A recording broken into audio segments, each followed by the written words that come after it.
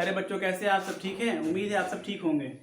प्यारे बच्चों पिछले क्लास में हम लोगों ने मैथ्स का एक चैप्टर स्टार्ट किया था lines and angles class 9th का।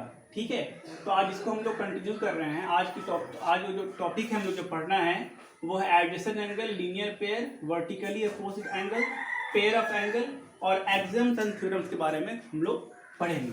ठीक है प्यारे बच्चों, तो इससे पहले का अगर आपने जो है वीडियो नहीं देखा है तो इससे लिंक आपको डिस्क्रिप्शन में मिल जाएगा। इसके पहले का वीडियो आप चेकआउट कर लीजिए ताकि बातें अच्छे से आप समझ में आ जाए। सबसे पहले प्यारे बच्चों एडजेसेंट एंगल हम लोग पढ़ते हैं कि एडजेसेंट एंगल क्या होता है। जैसे कि वर्ड बता रहा है एडजेसेंट एंगल। प्यारे बच्चों की इस एडजेसेंट का मतलब होता है कि बगल वाला। ठीक है, बगल वाला। एडजेसेंट मतलब क्या होता है? बगल वाला। तो ऐसा एंगल बनाना है जो बगल वाला एंगल हो।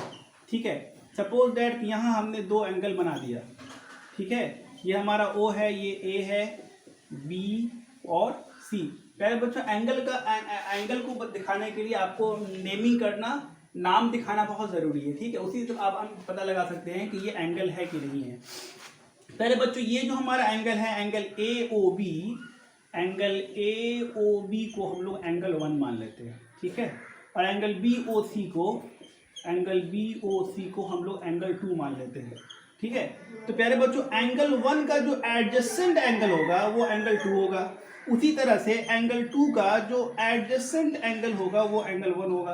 तो एडजेसेंट का मतलब क्या होता है? बगल वाला एंगल, यानी कि 1 का एडजेसेंट 2 है और 2 का एडजेसेंट क्या है? 1 है। ठीक है, तो एडजेसेंट का मतलब होता है जस्ट बगल वाला। ठीक है, क्योंकि जस्ट बोलना जरूरी है। जस्ट बोलना क्यों जरूरी है प्यारे बच्चों? आप इसको देख लीजिए।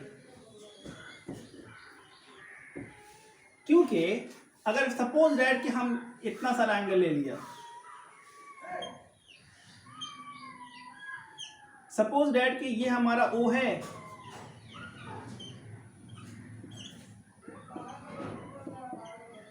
और ये हमारा नाम दे दिया ABCDE, तो क्या होगा? अगर हमको एंगल AOB का एडजेसेंट एंगल कौन कौन सा होगा यहाँ पर लिखना होगा, तो कैसे करेंगे प्यारे बच्चों? अगर इसको AOB को हम लोग एंगल 1 नाम दे दें। ठीक है, तो अब इसका एडजेसेंट पता करना है, तो एडजेसेंट कौन होगा? BOC होगा, जस्ट बगल में। ठीक है, COD नहीं होगा, DOE नहीं होगा। COD नहीं होगा इसलिए प्यारे बच्चों क्योंकि हम यहाँ एक एंगल BOC छोड़ रहे हैं। तो छोड़ना नहीं है, एडजेसेंट का मतलब होता है जस्ट बगल वाला। तो यहाँ पर क्या होगा? तो कौन कौन सा एडजेसेंट होगा? अगर हम यहाँ से उठाएं, BO से यानी BO वाला जो रे है वहीं सारा एंगल उठाना है, सारा एंगल हमको एडजेसेंट मिल जाएगा। जैसे कि BOC, जैसे कि एंगल BOC और एंगल BO से फिर उठाना, तो BOD, एंगल BOD और फिर BO से उठाएंगे तो BOE, एंगल BOE। ठीक है, तो प्यारे बच्चों ये जो हमारा तीनों का तीनों एंगल है वो हमारे एंगल AOC का एडजेसेंट एंगल सारा का सारा है। ठीक है, तो उम्मीद है कि एडजेसेंट एंगल आपको समझ में आ गया होगा। ठीक है, तो अब हम लोग पढ़ने जा रहे हैं कि लीनियर पेयर क्या होता है।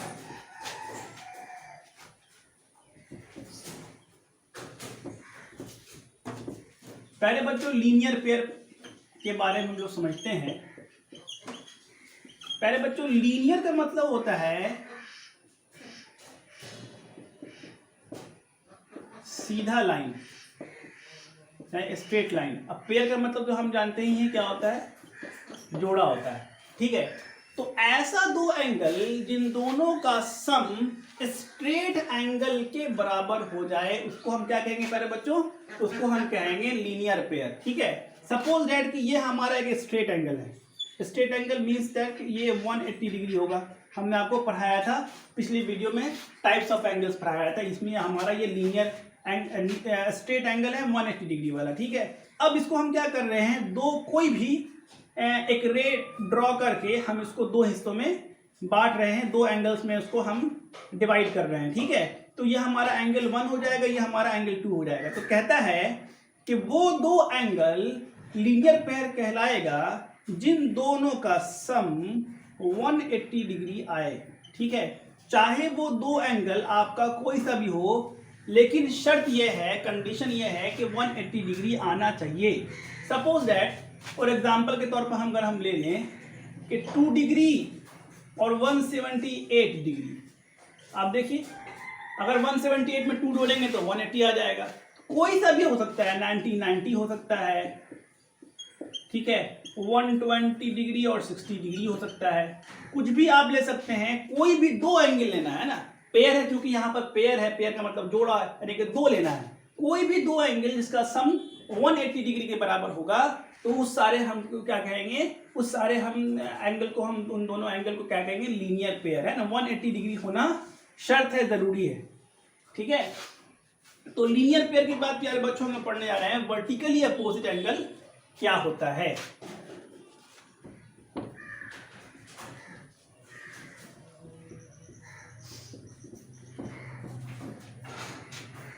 वर्टिकली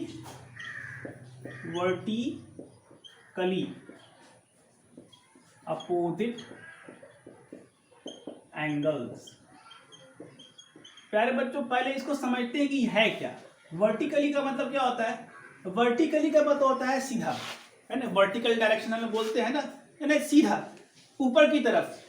तो यहां पर जो मीनिंग आएगा वर्टिकली का मतलब क्या होता है, सीधा, है ना, सीधे तौर पर। और अपोजिट का मतलब होता है उस साइड, है ना, अपोजिट साइड।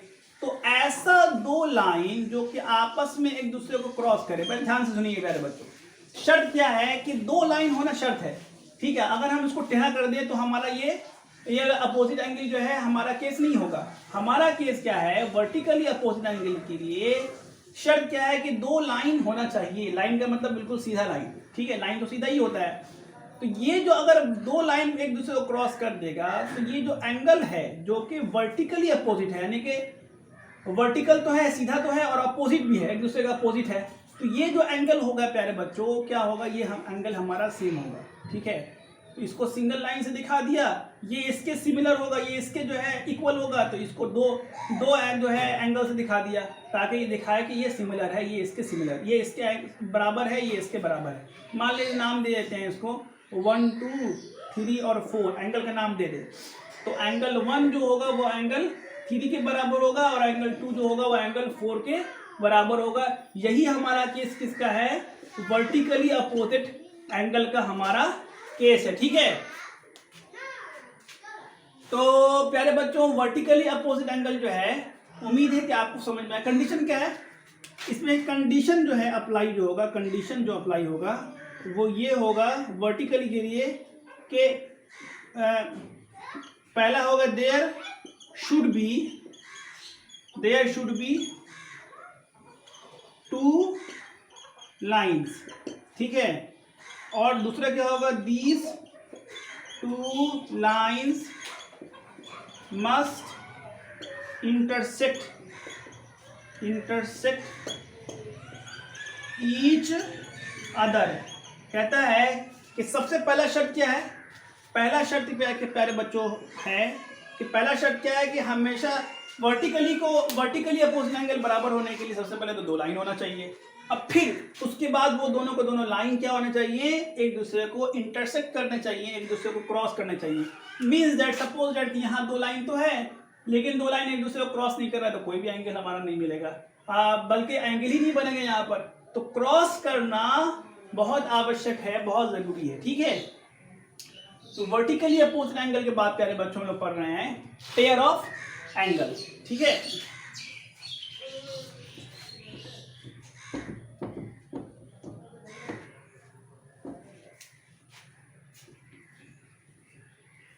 प्यारे बच्चों पेयर ऑफ एंगल जो है इसमें क्या होगा, दो एंगल होगा, कोई भी दो एंगल, ठीक है, वो कोई भी हो सकता है। जैसे कि सपोज दैट के पेयर ऑफ एंगल में हम ऐसा कर लें, कोई सा भी दो एंगल, ये ले लें, ये एंगल ले लें, ये एंगल ले लें, तो दो एंगल, ठीक है, उसको अब आपस में पेयर ऑफ एंगल कहते हैं। कोई सा भी एंगल, जरूरी नहीं है, ठीक है। लीनियर पेयर में क्या होता है कि दो एंगल यहाँ भी होता है लेकिन इसका सम 180 डिग्री होता है, लेकिन इसमें कोई जरूरी नहीं है कि सम 180 डिग्री होगा। जैसे सपोज दैट ये दो एंगल ले लें, ठीक है, तो पेयर ऑफ एंगल जस्ट मतलब कि जस्ट सटा हुआ जो एंगल है इन दोनों को मिला के पेयर ऑफ एंगल बोलते हैं जस्ट, ठीक है।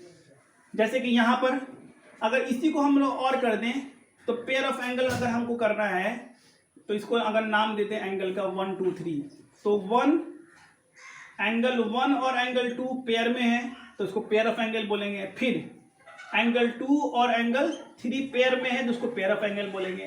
कभी भी एंगल 1 और एंगल 3 को हम लोग पेयर ऑफ एंगल नहीं बोल सकते हैं, क्योंकि हमने इसको यहाँ पर 2 को स्किप कर दिया। तो पेयर कहने के लिए क्या मतलब कह रहे हैं बच्चों कि पेयर ऑफ एंगल में 2 एंगल होगा जिनको हम पेयर ऑफ एंगल कहेंगे, जो अगल बगल में सटा हुआ रहता है। ठीक है, पेयर ऑफ एंगल ये भी हो सकता है कि बड़ा एंगल भी हो, उसको भी हम पेयर ऑफ एंगल कहते हैं। जैसे सपोज दैट के इस तरह कोई लाइन है और यहाँ पर है, एक एंगल यहाँ है और एक एंगल यहाँ है, ठीक है, और एक एंगल यहाँ है, ठीक है।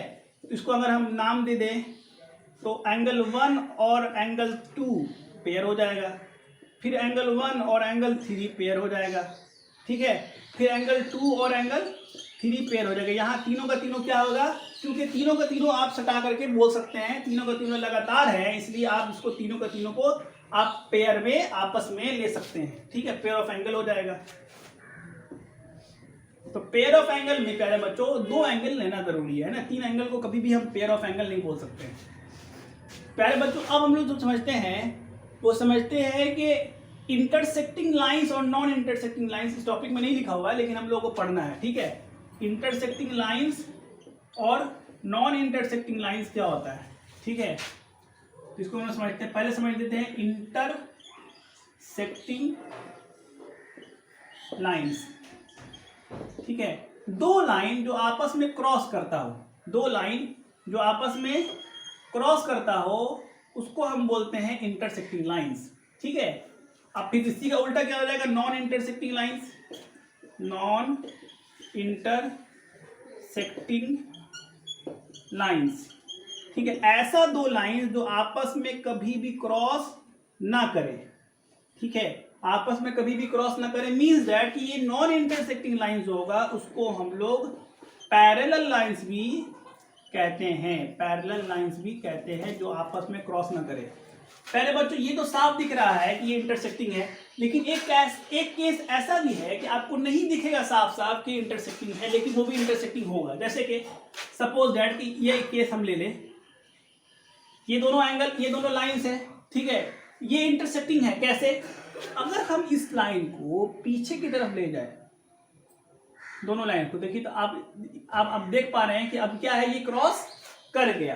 ठीक है, तो लाइंस या तो एक्चुअल में क्रॉस करे तब भी इंटरसेक्टिंग होगा, या तो वो अगर झुके हुए हों, टिल्टेड हों, झुके हुए हों दोनों लाइंस, तब भी वो कहीं ना कहीं क्रॉस करेंगे। या तो पीछे की तरफ झुके हों तो पीछे मिला के क्रॉस होगा, और अगर आगे की तरफ झुके हुए हों तो आगे मिला करके ये क्रॉस हो जाता है, लेकिन बहरहाल क्रॉस होगा। इसीलिए इन दोनों लाइंस को हम क्या कहेंगे, इंटरसेक्टिंग लाइंस। और ऐसे लाइन जो कि एक दूसरे को कभी भी क्रॉस ना करे, ना आगे क्रॉस करे और ना पीछे क्रॉस करे, क्योंकि हम तो जानते हैं कि लाइंस ऐसा होता है, लाइंस की प्रॉपर्टी होती है कि लाइंस को हम घटा भी सकते हैं और बढ़ा भी सकते हैं। इसको हम इसीलिए हमने इसको पीछे खींच करके और इसको जो है क्रॉस करवा दिया था, क्योंकि ये लाइन है, लाइन को तो हम बढ़ा सकते हैं। यहाँ भी देखिए प्यारे बच्चों, इसको आप कहीं भी बढ़ाइए दोनों लाइन को, यानी दोनों लाइन को आप आगे कहीं तक भी बढ़ा दीजिए, कभी भी क्रॉस नहीं करेगा। उसी तरह से पीछे भी ये क्रॉस नहीं करेगा। तो ऐसे लाइंस जो ना आगे क्रॉस करें और ना पीछे क्रॉस करें, कभी भी क्रॉस करे ही नहीं एक दूसरे को, उसको हम कहते हैं नॉन इंटरसेक्टिंग लाइंस, या उनको हम कहते हैं पैरेलल लाइंस। ठीक है, एक प्रॉपर्टी और भी है जिसकी वजह से हम डिफरेंशिएट कर सकते हैं कि इंटरसेक्टिंग लाइंस और नॉन इंटरसेक्टिंग लाइंस क्या होता है। क्या होता है कि कहता है कि ये दोनों की दूरी जो है, यानी नॉन इंटरसेक्टिंग लाइन की जो दूरी है, डिस्टेंस है, वो इक्वल रहता है थ्रू आउट। मतलब आगे भी आप चले जाइए या पीछे चले जाइए, ये जो दूरी है, मान लीजिए कि ये 4 सेंटीमीटर है, तो ये सब जगह 4 ही सेंटीमीटर होगा, चाहे आप कहीं ले जाइए। ठीक है, तो ये दूरी सेम है ना, distance between 2 lines is same through out. ठीक है, थ्रू आउट द लाइंस, मतलब आप लाइंस को आगे ले जाइए या पीछे ले जाइए, ये जो दोनों लाइंस के बीच का जो दूरी है वो क्या होगा प्यारे बच्चों, हमेशा सेम होगा। तो ये प्रॉपर्टी से भी हम बता सकते हैं कि इंटरसेक्टिंग है या नॉन इंटरसेक्टिंग है। नॉन इंटरसेक्टिंग में बराबर होगा और इंटरसेक्टिंग में प्यारे बच्चों क्या होगा, ये बराबर दूरी नहीं होगी। आप यहाँ देख लीजिए, मान लीजिए कि ये 4 सेंटीमीटर है तो ये 6 सेंटीमीटर हो जाएगा। ये 6 सेंटीमीटर तो ये 10 सेंटीमीटर हो जाएगा सपोज दैट। तो नॉन इंटरसेक्टिंग लाइंस में क्या होता है, दूरी बराबर नहीं होती है। अगर कोई लाइन ऐसा है जिसकी दूरी बराबर नहीं है तो वैसे भी हम कह सकते हैं कि ये इंटरसेक्टिंग है। अगर दूरी बराबर है तो नॉन इंटरसेक्टिंग होगा या पैरेलल लाइन कहलाएगा। ठीक है, तो प्यारे बच्चों एक बात और बहुत ध्यान से सुनने का है कि हमको जो पैरेलल लाइन लेने का यानी दूरी जो हम लोग लेना है, तो दूरी तो हम लोग कुछ भी ले सकते हैं। सपोज दैट कि यहां पर हम लोग अगर बनाएं, इसको आप समझ लीजिए, अगर यहां पर एक पैरेलल लाइन बनाएं, ठीक है, हमने एक पैरेलल लाइन बना दिया। अगर हम दूरी इस तरह से लें, ठीक है, दूरी इस तरह से लें, कोई आदमी दूरी इस तरह से ले लेगा, कोई दूरी इस तरह से ले लेगा, ठीक है, तो आप बोलेंगे दूरी तो डिफरेंट है।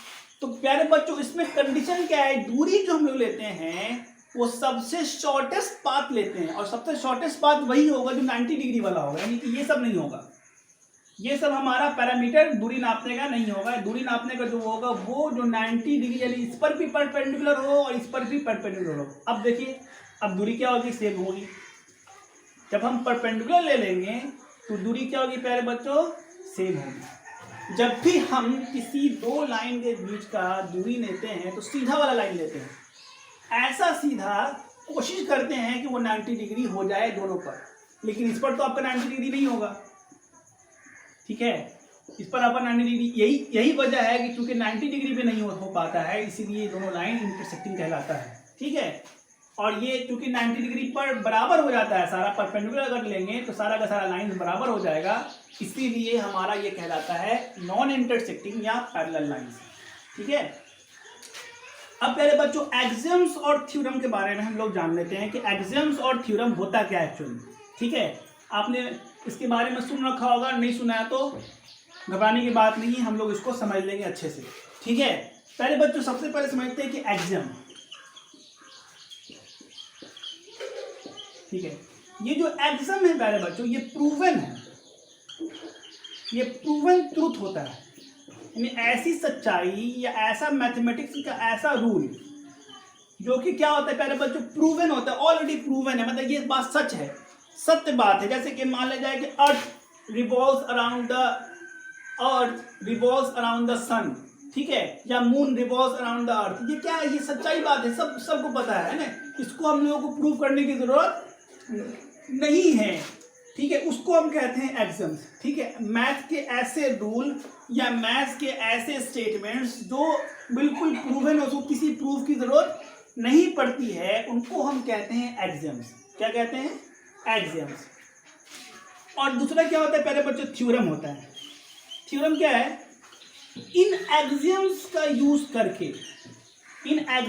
यूज करके अगर हम कोई मैथमेटिकल स्टेटमेंट को प्रूव करते हैं, उसको सिद्ध करते हैं, तो उसको हम कहते हैं थ्योरम। थ्योरम क्या है कि अगर हम किसी एक्सियम्स का यूज करके कोई थ्योरम को प्रूव करते हैं ना, किसी स्टेटमेंट को प्रूव करते हैं, तो वो जो हमने स्टेटमेंट प्रूव किया है वो कहलाएगा हमारा थ्योरम। ठीक है, अब इसको समझ लेते हैं कि पहले एक्सियम समझ लेते हैं, फिर इसी एक्सियम से एक थ्योरम बनाएंगे ताकि आपको एक्सियम और थ्योरम कैसे कैसे हुआ आपको पता लग जाए। ठीक है, एक दो एक्सियम्स हमने यहाँ पर आपके लिए लिखे हैं, दो एक्सियम्स हमने आपके लिए यहाँ पर लिखा है। तो कहता है मेरे बच्चों, if a ray stands on a line, अगर कोई लाइन है और इस पर कोई रे स्टैंड कर रहा है, स्टैंड कर गया, ठीक है, then the sum of two adjacent angle so form is 180 डिग्री। तो कहता है कि जो एडजेसेंट एंगल होगा, दो एडजेसेंट एंगल बनेगा, इसको एंगल 1 और इसको एंगल 2 दे देते हैं, तो ये कहता है इन दोनों का सम क्या होगा, 180 डिग्री होगा। ठीक है, मीन्स दैट कि हमको ये प्रूव करना है कि 180 डिग्री होगा। पहले बच्चों हम सब जानते हैं कि एक स्ट्रेट एंगल है, तो उस स्ट्रेट एंगल में 180 डिग्री होता है। अब इसको आप चाहे 2 टुकड़े में बांटिए, चाहे 3 टुकड़े में बांटिए, चाहे 4 टुकड़े में बांटिए, चाहे कितने भी टुकड़े आप इसको कर दीजिए, सबका सम 180 डिग्री होगा। ये बात तो एकदम बिल्कुल का बिल्कुल सही है। सपोज दैट कि हमारे पास 5 है ना, 5 पीस कोई चीज है, इसको हम 5 अलग अलग टुकड़े में बांट दें तो क्या होगा हमारा, इन सब का जोड़ क्या होगा, 5 ही कहलाएगा। इन सब का जोड़ क्या कहलाएगा, 5 कहलाएगा। उसी तरह से प्यारे बच्चों 180 डिग्री को चाहे आप जितने भाग कर दें, फिर उस सारे भाग को आप जोड़ेंगे तो 180 आएगा। तो यहाँ क्या कर रहे हैं प्यारे बच्चों, यहाँ पर हम लोग उसको 2 भाग कर रहे हैं ना, पेयर ऑफ एंगल बना रहे हैं, 2 एंगल बना रहे हैं। और ये भी कह दिया है ये मतलब ये, तो प्यारे बच्चों उसको प्रूव कैसे करेंगे, तो स्टेटमेंट लिखेंगे, since AB is a line and ray OC stands on it, ठीक है, then it will be a straight angle that is 180 degree, ठीक है। सो एंगल 1 और एंगल 2 जो होगा वो 180 डिग्री के बराबर होगा, ठीक है। ये 180 डिग्री के बराबर होगा। ये हमारा क्या है, लीनियर पेयर है, ठीक है। दूसरा एग्जाम कहता है प्यारे बच्चों, इसको आप देख लीजिए। दूसरा एग्जाम कहता है कि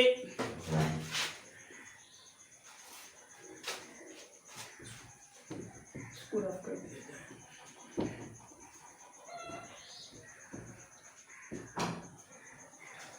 पहले बच्चों दूसरा हमारा एग्जाम कहता है, if the sum of two adjacent angle, if the sum of the two adjacent angles is 180 degree, then the non-common arms of the angles form a line। कहता है प्यारे बच्चों कि अगर यहाँ उल्टा दिया हुआ है, यहाँ क्या दिया हुआ है प्यारे बच्चों, यहाँ उल्टा दिया हुआ है, यहाँ दिया हुआ है, पहले से दिया हुआ है कि एडजेसेंट एंगल का सम 180 डिग्री है। यहाँ पर अगर हम एक लाइन बनाएं और 2 एंगल बना दें, एडजेसेंट एंगल बना लिया, और ये कह रहा है कि इन दोनों का सम यानी गिवन है, ये बात आपके यहाँ गिवन है कि एंगल 1 और एंगल 2 का जोड़ 180 डिग्री के बराबर है, ये बात दिया हुआ है। तो प्रूव ये करना है, then the non common arms of the angle form a line. Then non common arm, देखिए प्यारे बच्चों ये जो हमारा एंगल है इसमें कॉमन कौन सा आर्म है, मान लीजिए इसका नाम हम लोग दे दें, मान लीजिए इसका नाम दे दें ए, ओ और बी और यहाँ सी दे दें। तो प्यारे बच्चों हमारा जो ओसी है, ये जो ओसी है ये इस वाले एंगल में भी है। देखिए एक ओसी इस वाले एंगल में भी आया, जैसे सीओबी में आया ओसी। दो एंगल 1 बनाने के लिए आपको ओसी और ओबी चाहिए, तो ओसी आया यहाँ पर। अच्छा एंगल 2 बनाने के लिए फिर ओसी चाहिए और ओए चाहिए, ठीक है। तो ओसी जो है वो कॉमन आर्म है, तो कहता है कि कॉमन आर्म नहीं, नॉन कॉमन आर्म। तो नॉन कॉमन आर्म, जब ये अगर कॉमन आर्म है तो नॉन कॉमन आर्म कौन सा, ये वाला और ये वाला है। तो कहता है OA और OB ये दोनों मिला के AB बनाना चाहिए, और ये AB जो होना चाहिए वो होना चाहिए एक लाइन, यानी कि AB प्रूफ करना है कि AB एक लाइन है। तो कैसे प्रूफ करेंगे, बिल्कुल हम सब जानते हैं प्यारे बच्चों कि अगर 2 लाइन का जोड़ 180 डिग्री हो जाता है तो जिस लाइन पर ये 180 डिग्री होता है वो एक स्ट्रेट एंगल बनता है। तो लिखेंगे सिंस एंगल 1, लिखेंगे सिंस एंगल 1 और एंगल 2 180 डिग्री, ये बात गिवन है। तो then angle AOB is equal to 180 degree. Then 180 degree यानी कि ये लिख देंगे इसको कि ये स्ट्रेट एंगल है, और स्ट्रेट एंगल में प्यारे बच्चों जो लाइन होता है उसी पर स्ट्रेट बनता है ना। तो AO प्लस OB लिखेंगे दोनों मिला के form a line A B, hence prove. ठीक है, द ओ ए और ओ बी, ए ओ और ओ बी, ए ओ और ओ बी मिला के क्या हो रहा है प्यारे बच्चों, एक लाइन बनाना है ए बी। ठीक है, यही तो प्रूव करना था कि लाइन हम लोग बनाना है ना, यानी ए बी एक लाइन है, ये आपको प्रूव कर देना था। ठीक है प्यारे बच्चों, आपने अब दो एक्सिम्स पढ़ लिया। ठीक है, अब एक थ्योरम है। अब थ्योरम में आप देखिएगा कि इन दोनों एक्सिम्स का यूज है कि नहीं है। ठीक है, चलिए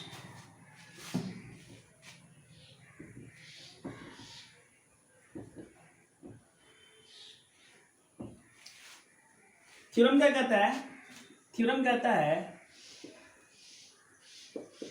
इफ टू लाइन्स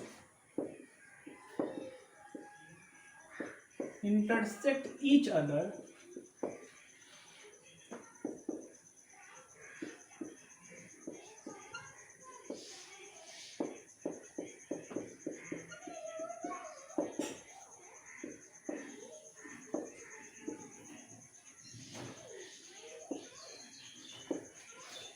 तो प्यारे बच्चों ये आपका थ्योरम का स्टेटमेंट है। थ्योरम क्या कहता है, थ्योरम कहता है कि if two lines intersect each other, अगर दो लाइन प्यारे बच्चों इंटरसेक्ट करता है एक दूसरे को, दो लाइन अगर एक दूसरे को इंटरसेक्ट कर दे, तो जो अपोजिट वर्टिकली अपोजिट एंगल है वो हमेशा क्या होगा प्यारे बच्चों, बराबर होगा। इसी को हम लोगों को क्या करना है, प्रूफ करना। मान लेते हैं कि इसको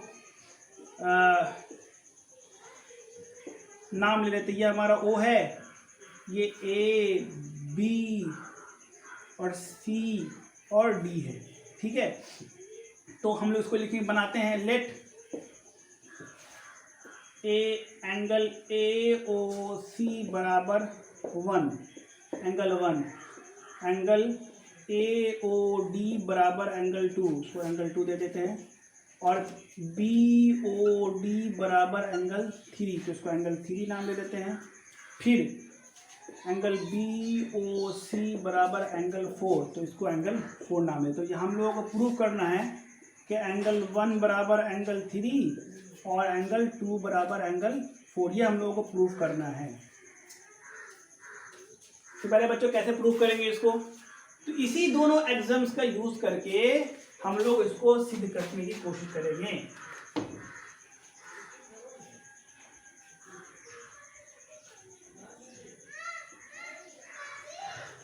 तो प्यारे बच्चों इसको हम लोग एग्जीक्यूट करते हैं आगे। यहां पर प्यारे बच्चों इसका हम आपको सॉल्यूशन दे देते हैं। ठीक है, तो प्यारे बच्चों फिगर बहुत ध्यान से देखिए। इसको प्रूव करने के लिए प्यारे बच्चों बहुत आसान तरीका है कि आपको क्या करना है कि दो पेयर लेना है एंगल का। ठीक है, एंगल का दो पेयर लेना है, दो मर्तबा। एक मर्तबा आपको लेना है एंगल 1 और 4, अब फिर लेना है एंगल 1 और 2। ठीक है, होगा क्या प्यारे बच्चों, एक मर्तबा एंगल 1 और 4 लीजिए आप। देखिए पहले ये क्या है, एक लाइन ए बी है, सीधा लाइन, तो एंगल 1 और एंगल 4 दोनों मिलाए कितना होगा, वर्टिकली लीनियर पेयर से क्या होगा, 180 डिग्री हो जाएगा। तो for line A B angle 1 plus angle 4 बराबर 180 डिग्री, रीजन लिख देंगे यहां पर, लीनियर पेयर। ठीक है, इसको हम लोग क्या करेंगे, इक्वेशन 1 मान लेंगे, क्योंकि इस इक्वेशन का आगे यूज करना हमको।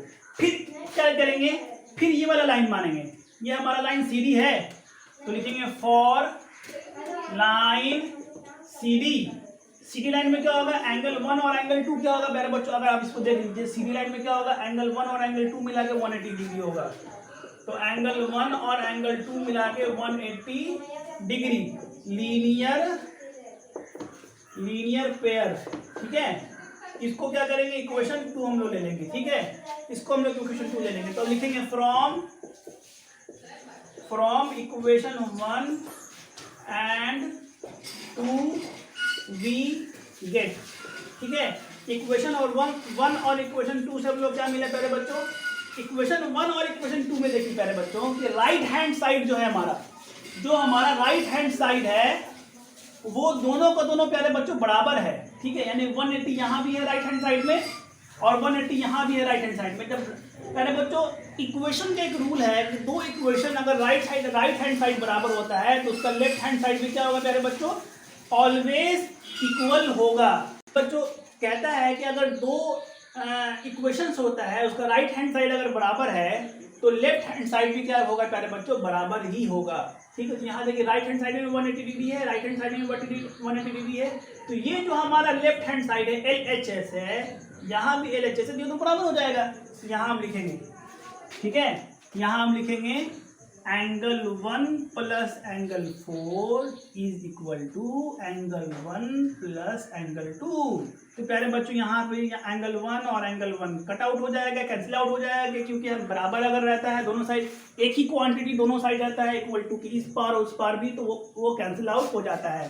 तो यहाँ से हम लोग मिल गया कि एंगल 2 और एंगल 4 क्या है प्यारे बच्चों, बराबर। यही हम लोगों को प्रूफ करना था। यहाँ देखिए यही हम लोगों को प्रूफ करना था कि एंगल 2 और एंगल 4 क्या है, बराबर है। यहाँ लिख देंगे सिमिलरली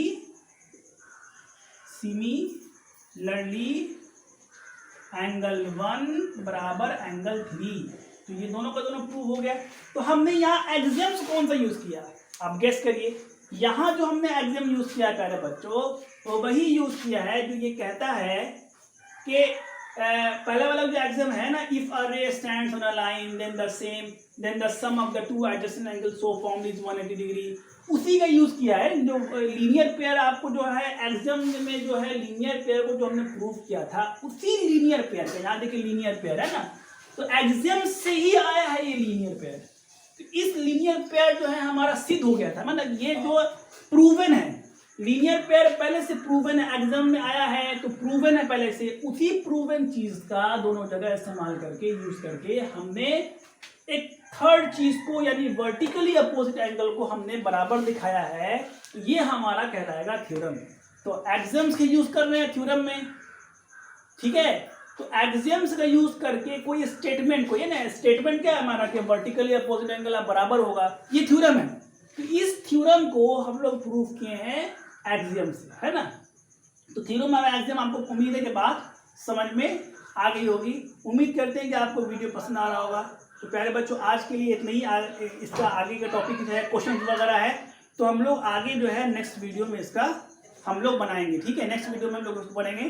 जो बातें आपको यहाँ पर जो है समझ में नहीं आई है, आप जरूर कमेंट सेक्शन में आकर पूछ सकते हैं, सारी बातों का आपको जवाब दिया जाएगा। अगर हो सकेगा तो नेक्स्ट वीडियो में आपका जो है सारे डाउट्स को आपको क्लियर करने की कोशिश करेंगे। तो ठीक है प्यारे बच्चों, आप वीडियो अगर आपको पसंद आया हो तो ज़रूर वीडियो को सब है, आप अगर नए हैं तो ज़रूर सब्सक्राइब कर लें और दोस्तों के साथ भी ज़रूर उसको शेयर करें, ठीक है। सब्सक्राइब करने का बेल आइकन को और ज़रूर क्लिक कर दें ताकि जब भी वीडियो हमारी नहीं आए प्यारे बच्चों तो सबसे पहले उसका नोटिफिकेशन आप तक पहुँच जाए, ठीक है। तो बहुत सा ध्यान रखिएगा अपना प्यारे बच्चों। मिलते हैं नेक्स्ट वीडियो में, धन्यवाद। Subscribe to our channel and hit the bell icon for more updates.